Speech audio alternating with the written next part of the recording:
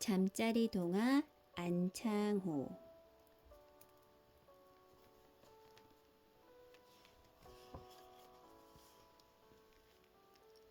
어쩌면 좋아. 어떡해. 창호의 글빵 친구가 쩔쩔 매고 있었어요. 어제 산에서 밤을 따느라고 숙제를 깜빡했어. 친구는 울먹울먹 말을 잇지 못했어요. 나한테 좋은 수가 있어. 창호는 얼른 대나무 돗자리를 펼쳤어요. 어서 여기에 누워. 꾀보 창호는 친구를 둘둘 만 다음 글방 한 구석에 세워두었어요. 훈장님은 친구가 아파서 못 나온 줄 아셨어요. 친구는 창호 덕분에 돗자리에 말린 채 글 공부를 할 수 있었답니다. 서울에서는 신학문을 배운대. 창호는 친구의 말에 귀가 솔깃했어요. 서당에서 배우는 한문하고 다른 공부래. 필대은은 창호가 신학문에 대해 이야기하느라 해가 지는 줄도 몰랐답니다. 대은이는 창호의 둘도 없는 친구였어요. 얼마 후 창호는 서울에 있는 구세학당에 다니게 되었어요. 안창호는 신학문을 배우면서 새로운 세상을 알게 되었어요. 그 당시 일본은 중국과 전쟁을 하고 있었어요. 우리나라는 일본이 중국으로 건너가기 위한 다리 같았어요. 섬나라 일본에서 구하기 힘든 곡식을 빼앗아가고 전쟁에 필요한 것이면 무엇이든 가로채 갔어요. 그래서 나라 살림은 엉망이었지요. 안창호는 나라 사정을 알아갈수록 마음이 답답해졌어요.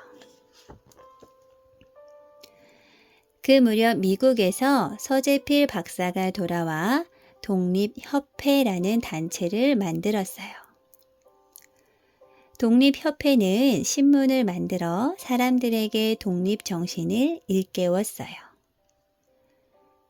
안창호는 독립협회에 들어가 나라를 위해 일하기로 마음먹었어요. 어느 날 안창호는 평양의 쾌재정에서 연설을 하게 되었어요.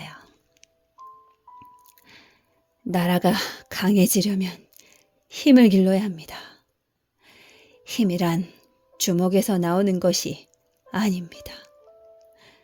열심히 배워서 잘 사는 나라를 만듭시다. 안창호의 연설에 수많은 사람들이 뜨거운 박수를 보냈어요. 안창호는 연설을 잘하는 사람으로 소문이 났답니다.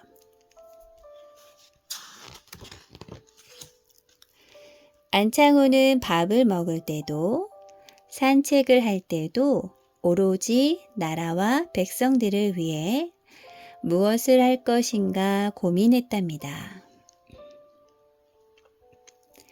안창호는 백성들을 가르치기 위해서는 자신이 먼저 더 많이 배우고 알아야겠다고 생각했어요. 안창호는 더 넓은 세상으로 나가 공부하기로 했어요. 미국에 도착한 안창호는 모든 것이 낯설었어요. 하지만 조국을 생각하며 낮에는 일을 하고 밤에는 공부를 했어요.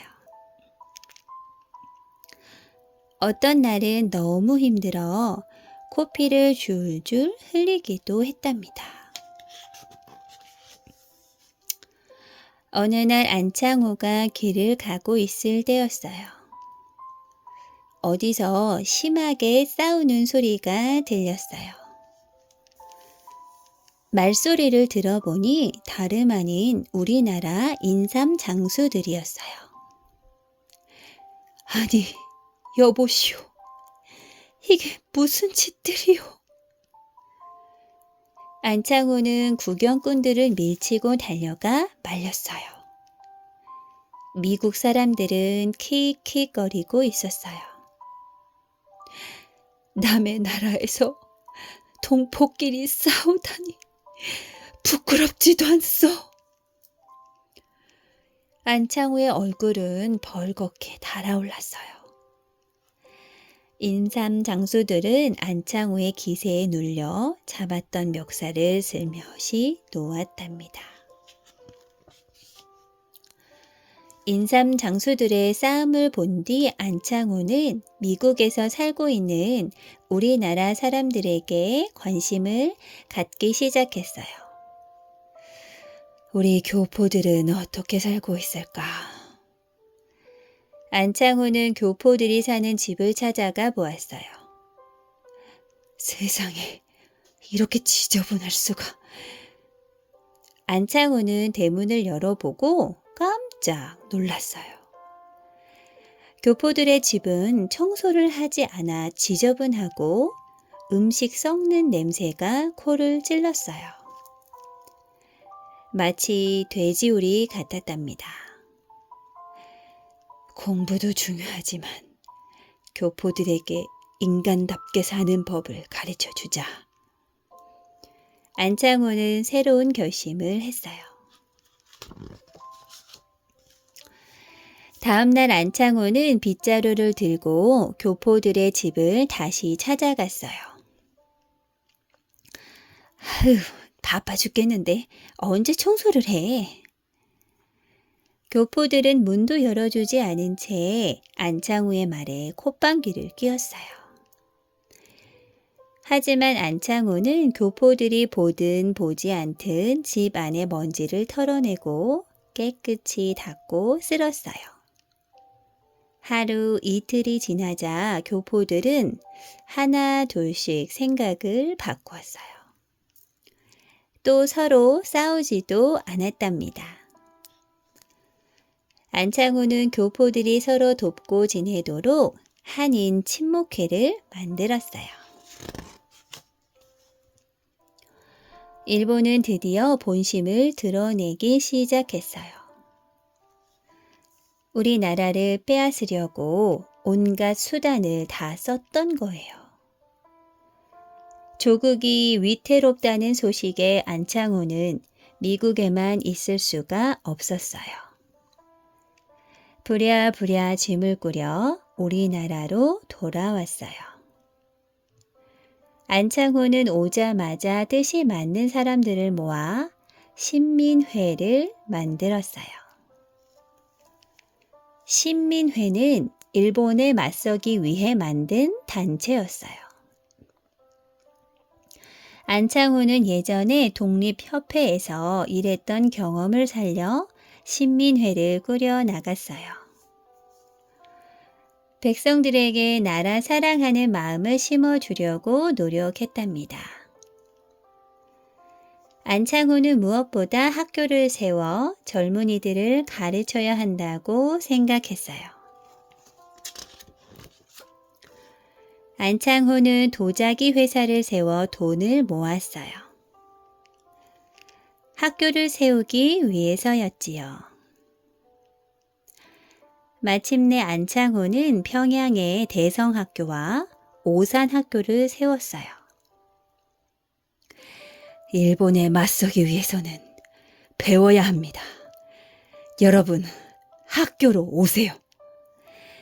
안창호는 글자를 모르는 어른들, 거리에서 딱지치기를 하며 노는 아이들 등 가리지 않고 학교로 불렀어요. 일본 경찰들은 그런 안창호가 몹시 못마땅했어요. 안창호 이놈, 두고 보자. 일본 경찰들은 몰래 안창호의 뒤를 밟으며 감옥에 집어넣을 꼬투리를 잡으려고 했어요. 안창호는 일본 경찰의 감시가 너무 심해서 다시 미국으로 가야 했어요. 그러나 안창호가 미국에 도착하자마자 너무나 억울하고 분한 소식이 들려왔어요. 우리나라가 그만 일본의 소나기에 넘어가고 만 거예요. 안창호는 땅을 치며 울부짖었답니다. 이럴 때일수록 우리 백성들끼리 똘똘 뭉쳐 더욱 아끼고 사랑해야 해. 안창호는 대한인 국민회와 흥사단을 만들었어요. 흥사단은 젊은이들에게 나라 사랑하는 마음을 불어넣었어요. 지금도 흥사단의 정신은 그대로 이어질 뿐만 아니라 수많은 젊은이들이 흥사단 단원으로 활동하고 있답니다.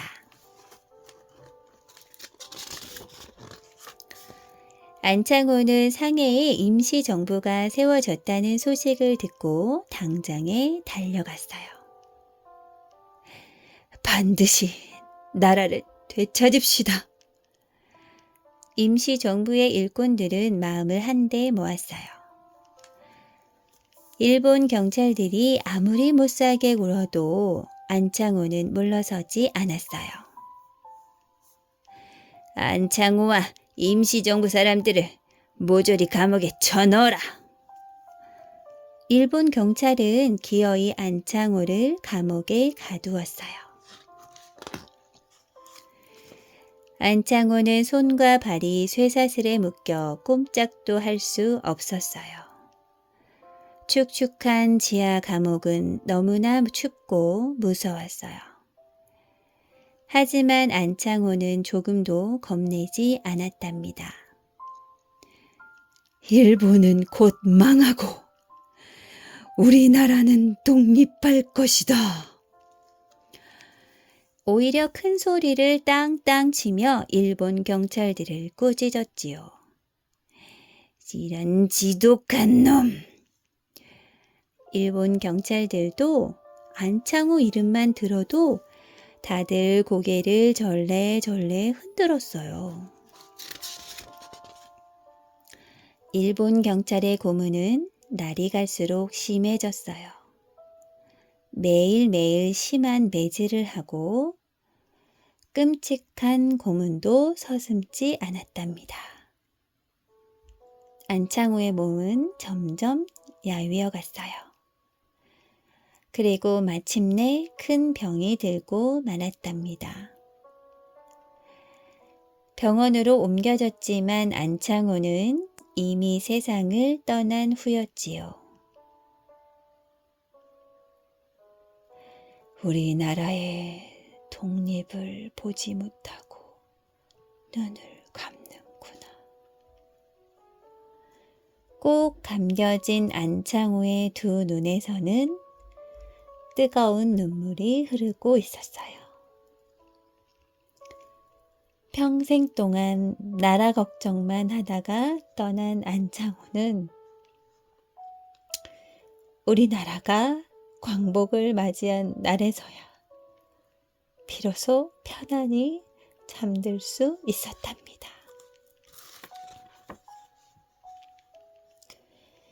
안창호 선생님은 자기 원칙을 세워 철저하게 자신을 절제하며 그 일들을 실천해 나간 분입니다. 그분의 이런 자율성으로 우리 민족은 민족의 지도자를 얻게 된 것이지요. 안창호 선생님은 청일전쟁을 지켜보며 우리 민족이 힘을 길러야 한다는 것을 깨닫게 됩니다. 그것이 곧 안창호 선생님의 삶의 원칙이 되었습니다. 모든 일의 원칙은 처음 세웠던 민족의 힘을 키우는 길과 이어져 있습니다. 더불어 민족 개조론을 중심으로 한 안창호 선생님의 생각은 오늘날까지 흥사단 정신으로 이어져 영원한 민족의 지도자로 살아 계십니다.